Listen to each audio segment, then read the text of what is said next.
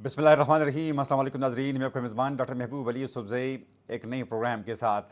नाज़रीन, सबसे पहले तो बहुत माज़रत के तकरीबन एक माह तक की गैर हाज़िरी के बाद आज आपकी खिदमत में एक दफ़ा फिर से हाज़िर है। कुछ निजी मसरूफ़ियात के बाइस और कुछ अनएवॉइडेबल सर्कमस्टांसेस के बाइस जो है वो आपसे रब्ता कुछ वक्त के लिए ज़रूर कटा रहा, लेकिन अब हमारी कोशिश होगी कि जिस तरह माजी में आपके साथ रोज़ाना हमारा रब्ता होता था, तो आज भी आज के बाद जो है ये रब्ता दोबारा उसी तरीके से बहाल होगा। हम आमतौर पर करंट अफेयर्स के प्रोग्राम जो है उस पर का जिक्र करते हैं, हालात हाज़रा पर तबसरा करने की कोशिश करते हैं, और इंशाअल्लाह वही सिलसिला जो है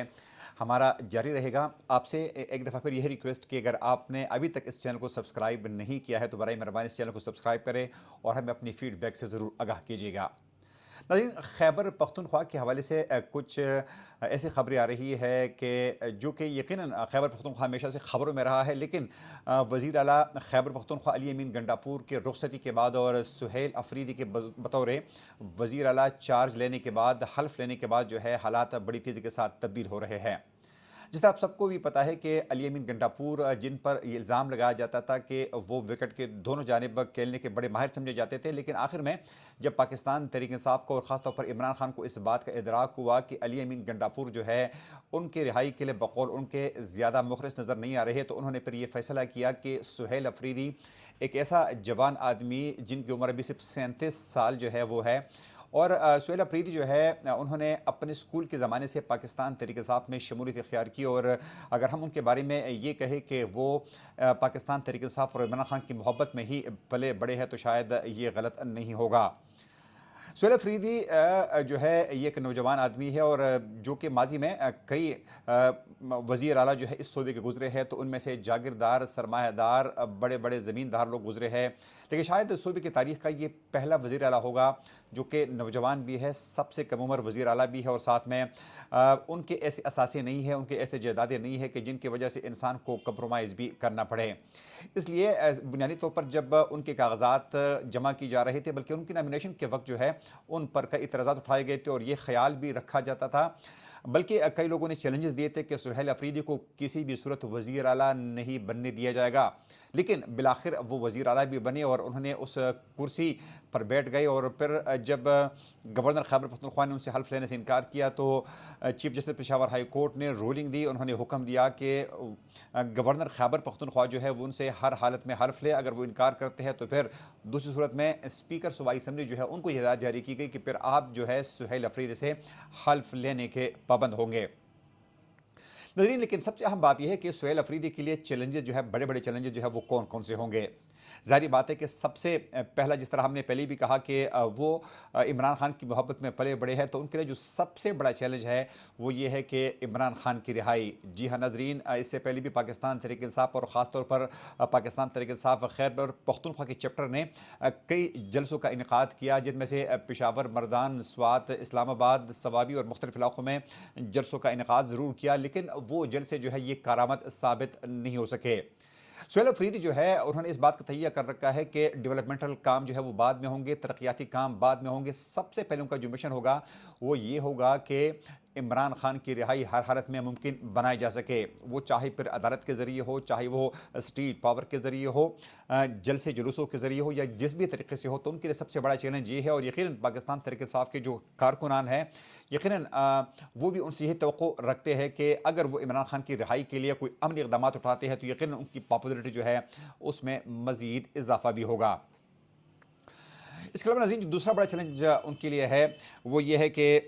इस वक्त सूबा खैबर पख्तूनख्वा जो है वो दहशतगर्दी की, बल्कि बदतरीन दहशतगर्दी की लपेट में है। रोज़ाना आए रोज़ हमले होते रहते हैं, कभी बाजोड़ में, कभी जनूबी वज़ीरिस्तान में, कभी शिमाली वज़ीरिस्तान में, कभी औरकज़ई में, कभी मोमन एजेंसी में, कभी सवात और दीन में, मुख्तलिफ इलाक़ों में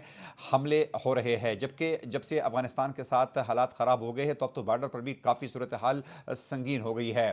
स्वात और मुख्तलिफ इलाक़ों में ये भी इतलात आ रही है कि वहाँ पर पोलियो वर्कर्स या पोलियो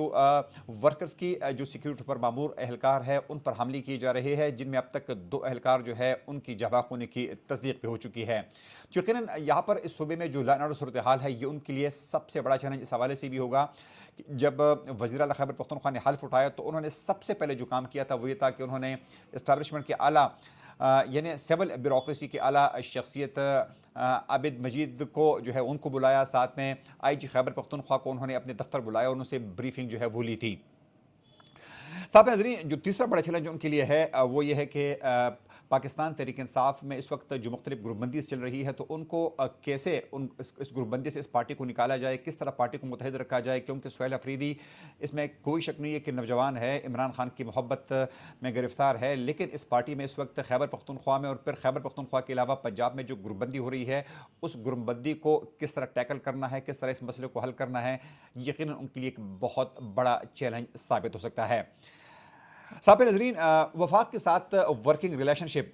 ज़ाहिर बात है कि वो एक सूबे के वज़ीर आला है, इस मुल्क के एक यूनिट के चीफ एग्जीक्यूटिव है, तो वफाक के साथ ताल्लुकात किस तरह कायम रखेंगे। और फिर खैबर पख्तूनख्वा को जो हमेशा से एक गिला रहा है कि वफाक उनके बकायाजात अदा नहीं करता, तो उन बकायाजात को किस तरह वसूल कर सकते हैं या किस तरह वसूल करेंगे, यकीन उनके लिए बहुत बड़ा चैलेंज होगा। क्योंकि अली अमीन गंडापुर के दौर में हमने देखा था कि ख़ासतौर पर बिजली के मद में खैबर पख्तूनख्वा के जितनी भी बकायाजात है इस वक्त तकरीबन 14 से 1500 अरब रुपए जो है वो बनते हैं वफाक की जानिब, जो कि अभी तक वफाक ने अदा नहीं की है। तो इसके लिए वो यकीनन तगदो करेंगे, कोशिश करेंगे, और अगर वो इसमें कामयाब होते हैं तो ये उनकी सबसे बड़ी कामयाबी तस्वुर की जाएगी। साहब नाज़रीन,